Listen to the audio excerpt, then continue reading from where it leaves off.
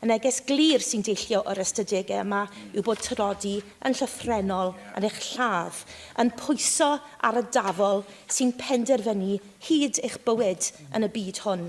Pan ni'n clywed y Llywodraeth yn taflu bai ar y degau a'r bobl am beidio chymryd cyfrifoldeb dros iechyd, mae rai fi ddweud bod hynny'n taro nodyn anghyfforddus iawn gyda fi.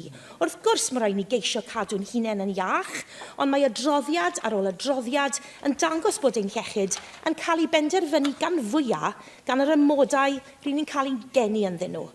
Nid ein dewisiadau personol, yr ymodau rydyn ni'n tyfu lan ynddyn nhw ac yn byw ac yn gweithio ynddyn nhw ac yn heneiddio ynddyn nhw. Mae anghydraddoldebau o ran gwasanaethau canser hefyd yn dod i'r amlwg pan edrychwn ni ar rhywedd.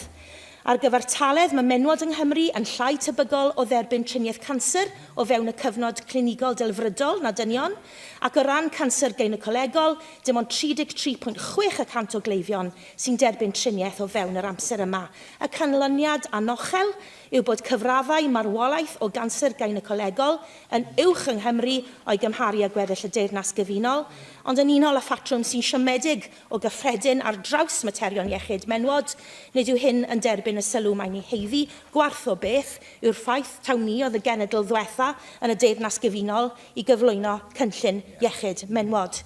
Mae canser yn taro un o bob 2 ohonom ni yn ein ystod ein bywydau, ond mae'ch sefyllfa economaidd a rhywedd yn dal i bwyso'r dafol yn eich erbyn yn ormodol. Mae rhaid i ni weld newid ger sylfaenol gan Lafur i atal tlodi a chyflymu'r gwaith ar ddileu anghydraddoldebau rhywedd ym maes iechyd.